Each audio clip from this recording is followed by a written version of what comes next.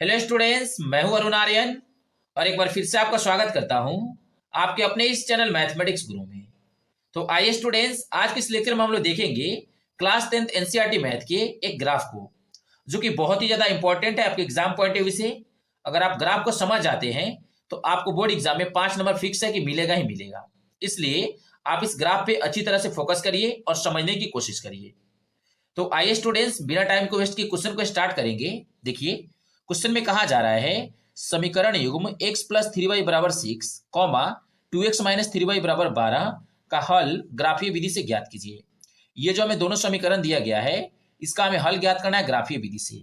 देखिए, ये जो क्वेश्चन है ये 2011, 2014 और 2016 इन सभी में पूछा जा चुका है और साथ ही साथ ये बोर्ड मॉडल है, आगे आने की भी संभावनाएं हैं। इसलिए आप इस क्वेश्चन पे फोकस करिए और समझने की कोशिश करिए। अगर फिर भी आपको कहीं डाउट होता है तो आप कमेंट बॉक्स में बता सकते हैं। तो आइए स्टूडेंट्स, सबसे पहले हमें दो समीकरण दिया गया है। दोनों समीकरण को हम पहले नोट करेंगे। यहाँ पे देखिए, मैंने दोनों समीकरण को यहाँ पे नोट कर लिया है। अब इसको हम आगे सॉल्व करेंगे। तो जैसा कि आप जानते हैं, ग्राफ बनाने के लिए हमें दोनों समीकरण को बारी बारी से लेना पड़ता है। तो आइए सबसे पहले हम समीकरण एक को इधर नोट करेंगे, लिखेंगे समीकरण एक से, ये मेरा समीकरण एक, इसको नोट कर लेते हैं, x प्लस 3y। उसी तरह इसको भी नोट करेंगे समीकरण दो से। दोनों समीकरण को लेना है बारी बारी से। तो एक बार हमने समीकरण एक से ले लिया और एक बार समीकरण दो से लेंगे और दोनों को सॉल्व करेंगे। देखिए, समीकरण दो को यहां पे नोट कर दीजिए, 2x माइनस 3y बराबर 12। देखिए, सबसे पहले इसको सॉल्व करते हैं। देखिए, एक काम आपको करना है, इन दोनों में से किसी एक को आप उस साइड में भेज दीजिए। किसी एक को आप भेज सकते हैं। आइए हम x को यहीं पे रहने देते हैं, इसको भेज लेते हैं इधर। यहाँ पे ये प्लस में है, इधर आएगा तो माइनस में। अब देखिए, x अकेला हो गया। आपको एक काम करना है, x को अकेला छोड़ना है। तो x अकेला हो गया, तो इसके आगे आप सॉल्व नहीं कर पाएंगे। अगर मान के चलिए यहाँ पे कोई संख्या होता, जैसे 4, 8, 3 कुछ भी होता, तो उसको हम इधर भेज देते, क्योंकि हमें x को अकेला छोड़ना है। तो यहाँ पे x अकेला हो गया है, इसके आगे कोई भी संख्या नहीं है, तो इसके आगे ये सॉल्व नहीं होगा। तो आप क्या करेंगे, अब आप यहाँ पे एक बॉक्स तैयार करेंगे। देखिए, यहाँ पे देखिए, ये रहा, इसमें आपको 3 खंड बनाना है। देखिए, ये रहा 3 खंड, 1 2 3, 3 खंड हमने कर दिया। और इसको आपको बीच में भी ऐसे कर लेना है, ताकि 3 खंड ऊपर और 3 खंड नीचे हो जाए, 6 खंड हो गया। अब देखिए, फर्स्ट वाले में x लिखिए, सेकेंड वाले में y लिखिए। क्यों? क्योंकि हमें x और y दोनों का मान ज्ञात करना है, इसलिए। अब आइए यहाँ पे समझने की कोशिश करते हैं। सबसे पहले आप इसको नोट करिए, x बराबर 6 माइनस 3y। अब हमें क्या करना है, y का आप कुछ भी मान ले सकते हैं, 0 से लेकर आपका जो भी मन करे आप ले सकते हैं। तो आइए हम यहाँ पे y का मान 0 रख लेते हैं। पहले 0 से स्टार्ट करेंगे। देखिए, यहाँ पे x है तो x बराबर 6 माइनस 3, यहाँ पे कुछ नहीं तो गुणा, y का मान आप 0 ले लीजिए। हमने 0 ले लिया, x बराबर 6 माइनस, देखिए 3 में 0 से गुणा करेंगे तो 0, यहां से हमें प्राप्त हो गया x का मान 6। मतलब हमने y का मान 0 रखा है, तो हमें कितना प्राप्त हो गया, x का मान 6 प्राप्त हो गया। हमने y का मान 0 रखा है, तो हम y वाले बॉक्स में यहाँ पे 0 लिखेंगे। y का मान 0 रखे हैं तो y वाले बॉक्स में 0 रखेंगे। x का मान कितना प्राप्त हुआ, 6, तो x वाले बॉक्स में आप यहाँ पे 6 लिख देंगे इसके सामने। अब फिर देखिए, एक और बॉक्स खाली है, इसको भी हम करेंगे उसी तरह। सबसे पहले इसको यहाँ पे नोट कर दीजिए, इसी को, x बराबर 6 माइनस 3y। एक बार हमने y का मान 0 लिया है, तो आप दोबारा नहीं ले सकते हैं 0। अब कुछ अलग लीजिए। आइए, y का मान अब की बार हम 1 रख लेते हैं। देखिए, x है तो x बराबर 6 माइनस 3, यहाँ पे कुछ नहीं तो गुणा, y का मान 1 ले लीजिए। देखिए, हमें y का मान 1 लेना है, तो हम y की जगह पे 1 नोट कर देंगे। ये हो जाएगा 6 माइनस, इन दोनों को गुणा कर दीजिए तो हो जाएगा 3 एकम 3, घटाएंगे तो यहाँ से हमें प्राप्त हो जाएगा x का वैल्यू 3।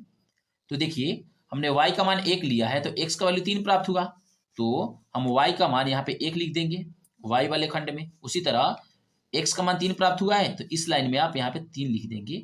इस प्रकार ये आपका कंप्लीट हो गया। आप चाहें तो और भी खंड बना सकते हैं, कोई दिक्कत नहीं है, लेकिन कम से कम आपको 2 खंड बनाना अनिवार्य है, एक और एक 2 खंड।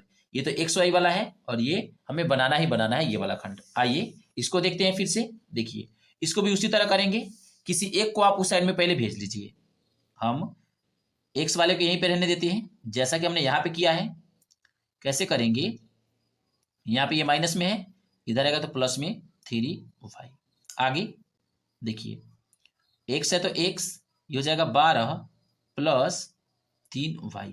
यहाँ पे देखिए कुछ नहीं तो यहाँ पे गुणा है, इधर आएगा तो ये 2 हो जाएगा भाग के रूप में। चूंकि यहाँ पे कुछ नहीं था तो गुणा के रूप में है, इधर आएगा तो भाग के रूप में हो जाएगा। अब एक बात आप ध्यान रखिए, देखिए यहाँ पे एक्स अकेला हो चुका है तो हम इसके आगे अब सॉल्व नहीं कर पाएंगे। तो अब हम यहाँ पे एक बॉक्स तैयार करेंगे।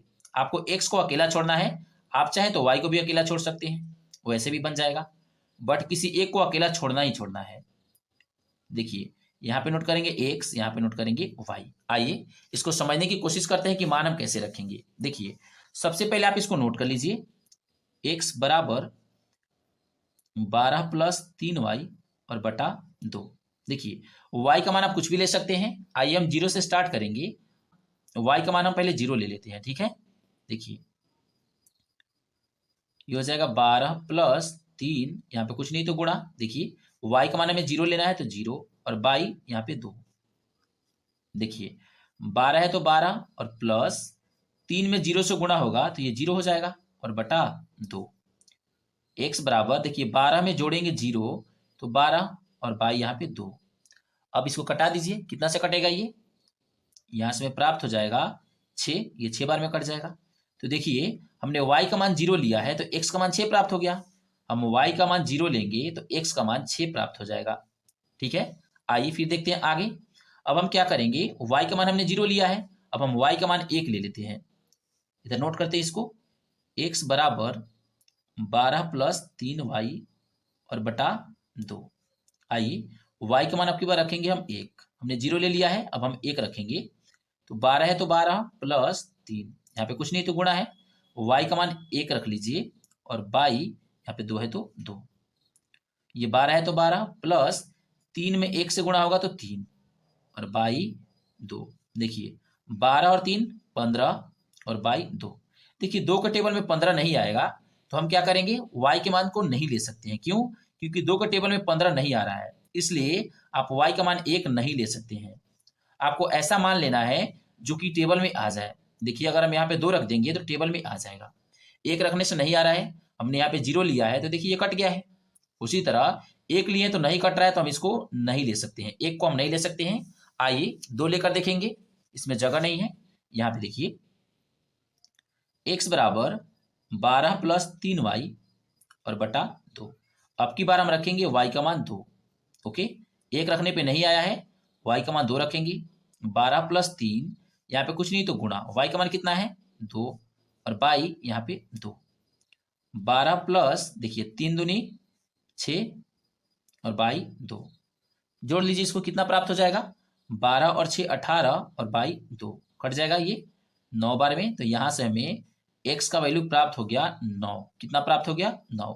हमने y का मान 2 लिया तो x का वैल्यू 9 प्राप्त हो गया। तो हम यहाँ पे नोट करेंगे, हमने y का वैल्यू 2 लिया है तो x का मान 9 प्राप्त हुआ है। देख लीजिए ये और ये। अब आइए देखिए जो भी हमें प्राप्त हुआ है इन सभी को अब हम सॉल्व करेंगे, इसको हम ग्राफ पे पुट करेंगे, उसके बाद आपका ग्राफ इजीली सॉल्व हो जाएगा। आइए हम ग्राफ को तैयार करते हैं और इस मान को हम पुट करेंगे वहां पे। तो यहाँ पे देखिए स्टूडेंट्स, मैंने ग्राफ को तैयार कर लिया है, अब इसके मान को हम पुट करेंगे। देखिए सबसे पहले आप एक बात समझने की कोशिश करिए, इस रेखा को हम क्या बोलते हैं और इस रेखा को हम क्या बोलते हैं, ये हम समझने की कोशिश करते हैं। देखिए ये जो रेखा है इसको हम बोलते हैं एक्स अक्ष। क्या बोलते हैं, एक्स अक्ष। क्योंकि यहाँ भी एक्स है और यहाँ भी एक्स है तो ये मेरा हो गया एक्स अक्ष। ये देखिए ये है वाई अक्ष, क्योंकि यहाँ भी वाई है और यहाँ भी वाई है तो ये है वाई अक्ष। अब एक बात आपको याद रखना है, देखिए यहाँ पे ये जो है ये वाला बिंदु, इन सभी के बीच में ये बिंदु आया है तो इसको हम बोलते हैं मूल बिंदु। इसको हम ओ से दर्शाते हैं, किससे, ओ से दर्शाते हैं। मूल बिंदु को हम ओ से दर्शाते हैं। अगर आपसे पूछ दिया जाए मूल बिंदु का निर्देशांक कितना होता है तो आप बोलेंगे 0,0। कितना, 0,0। ओके, आगे देखिए अब हमें क्या करना है, इधर कुछ अंक लिख देना है। कैसे लिखेंगे, सबसे पहले यहाँ पे देखिए ये जो एक्स अक्ष है यहाँ से इधर होगा दाहिने साइड तो प्लस में और बायां साइड होगा तो माइनस में। ओके, देखिए इधर दाहिने साइड में है तो +1 +2 +3 +4 ऐसे करते करते हमने +10 तक लिया है। अब इधर आएगा बाएं तरफ तो माइनस में -1 -2 -3। ओके, एक्स अक्ष अगर प्लस में होगा तो दाहिने तरफ आएगा और माइनस में होगा तो बाएं तरफ आएगा। फिर वाई अक्ष को देख लीजिए, अगर वाई अक्ष ऊपर होगा तो प्लस में +1 +2 +3। ओके, उसी तरह अगर माइनस में होगा तो नीचे आएगा। देखिए ये मेरा नीचे आ गया। हमें करना क्या है, इस मान को पुट करना है बारी बारी से। देखिए सबसे पहले एक बात आपको ध्यान रखना है, आपके मन में एक सवाल आ सकता है, सर आपने इसको इतना बड़ा लिया है, इसको इतना छोटा क्यों लिया है? तो देखिए जाहिर सी बात है, ये पूछने का सवाल भी है, हम यहाँ पे समझने की कोशिश करते हैं। सबसे पहले एक्स वाले में देखिए, एक्स का मान अधिकतम कितना है? ये 3 है, ये 6 है, तो 6 बड़ा हो गया। उसी तरह यहाँ भी एक्स है, इसमें बड़ा कौन सा है? 9 बड़ा है। 3 6 6 और 9, सबसे बड़ा कौन है? 9। तो एक्स में सबसे बड़ा 9 है, इसलिए हमने एक्स की तरफ देखिए 9 से एक ज्यादा 10 ले लिया है। आप चाहे तो और भी ज्यादा ले सकते थे, या फिर चाहे तो 9 तक ही ले, क्योंकि हमें 9 तक ही जरूरी है। हमने एक ज्यादा लिया है ताकि बनाने में आपको दिक्कत ना हो। ओके, देखिए ये सभी प्लस में है, कहीं भी माइनस नहीं है, तो हम प्लस में यहाँ पे 9 ले लेंगे। आप चाहे तो 10 11 12 भी ले सकते हैं, कोई दिक्कत नहीं है। हमने 10 तक लिया है। अब देखिए वाई अक्ष में देखिए, वाई का मान यहाँ 0 है और यहाँ 1 है। सबसे ज्यादा कितना है? 1 है। यहाँ भी वाई अक्ष है, 0 है और 2 है। कौन सा बड़ा है? यहाँ पे 1 है, यहाँ पे 2 है। वाई अक्ष में देखिए, ये 0 है, ये 1 है, ये 0 है, ये 2 है। 2 बड़ा है, तो हम वाई की तरफ ज्यादा से ज्यादा 2 ले सकते हैं। ये मेरा वाई अक्ष है प्लस वाला, तो इधर हम ज्यादा से ज्यादा 2 ले सकते हैं, बट हमने 3 लिया है ताकि आपको बनाने में कोई भी कठिनाई ना हो।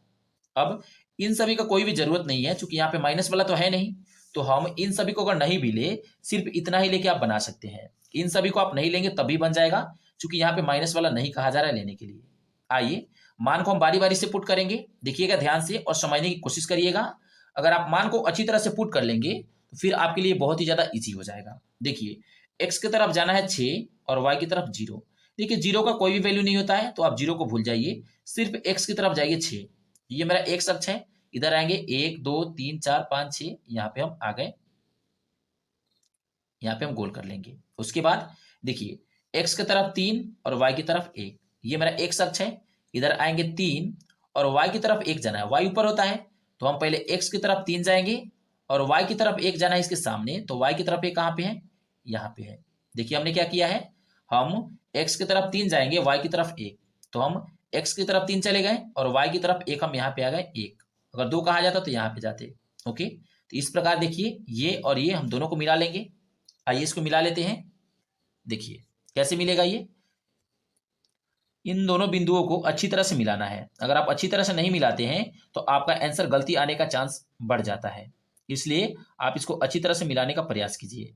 आइए इसको मिला लेते हैं। देखिए ये मेरा इतना हो गया, ये मेरा समीकरण 1 का ग्राफ है, तो आप समीकरण 1 को यहां पे नोट कर लेंगे। समीकरण 1 मेरा क्या था? देखिए समीकरण 1 है x + 3y = 6 और समीकरण 1।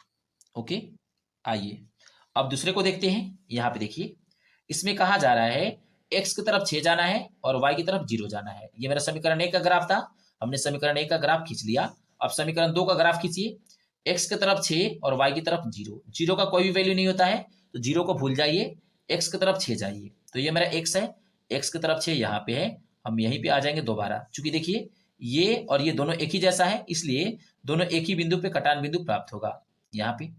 अब x की तरफ 9 जाना है, y की तरफ 2 जाना है। ये मेरा x है, इधर आएंगे 9 और y की तरफ 2 जाना है ऊपर, तो 1 और 1 2, हमने इसको यहाँ पे ले लिया।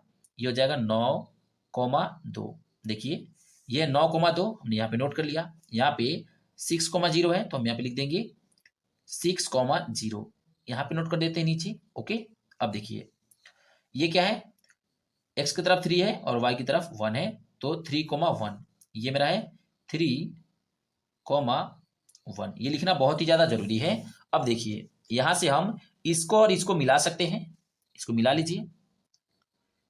आइए इसको मिलाते हैं। देखिए ये कैसे मिलेगा, कुछ इस प्रकार ये मिल जाएगा। ओके, और ये मेरा हो जाता है समीकरण 2 का ग्राफ। तो समीकरण 2 को हम यहाँ पे नोट कर लेते हैं। समीकरण 2 है मेरा 2x - 3y = 12। ये हो जाता है समीकरण 2। देखिए आपका आंसर क्या हो जाएगा, देखिएगा ध्यान से, यहाँ पे कटान बिंदु प्राप्त हुआ है, तो आंसर भी यहीं पे प्राप्त होगा। आइए देखिए ये पहले वाला x होता है, दूसरे वाला y होता है, तो हमें x का मान प्राप्त हो गया 6। पहले वाला x है, x का मान 6, और y का मान ये दूसरे वाला है, तो y का मान 0 प्राप्त हो गया। ये मेरा आंसर हो गया, x की तरफ 6 और y की तरफ 0। आप चाहें तो इसका जांच भी कर सकते हैं। जांच कैसे करेंगे, आइए यहाँ पे जांच करके हम आपको बता देते हैं। देखिए, यह है मेरा समीकरण 1, x प्लस 3y बराबर 6। चलिए x का मान कितना आया है 6, तो हम यहाँ पे 6 पुट कर देंगे, प्लस 3 है तो 3, यहाँ पे कुछ नहीं तो गुणा। y का मान कितना आया है 0, तो यहाँ पे 0 रख देंगे, बराबर 6। 6 प्लस इसको गुणा कर दीजिए, 3 से 0 में गुणा होगा तो 0 और बराबर यहाँ पे 6। देखिए 0 में हम जोड़ेंगे 6 तो 6 प्राप्त हो जाएगा और बराबर 6। देखिए दोनों तरफ बराबर आ गया, इसका मतलब ये मेरा ग्राफ बिल्कुल सही है। अगर दोनों तरफ बराबर नहीं आता तो ये ग्राफ मेरा गलती होता है। तो इस प्रकार स्टूडेंट्स आप चाहें तो इसमें रख दीजिए या फिर इसमें रख दीजिए, आप दोनों में रख के जांच कर सकते हैं और ये हो जाता है स्टूडेंट्स आपका आंसर। तो मुझे उम्मीद है स्टूडेंट्स कि आप इस ग्राफ को अच्छी तरह से समझ गए होंगे। अगर फिर भी आपको कहीं डाउट है तो आप कमेंट बॉक्स में बता सकते हैं।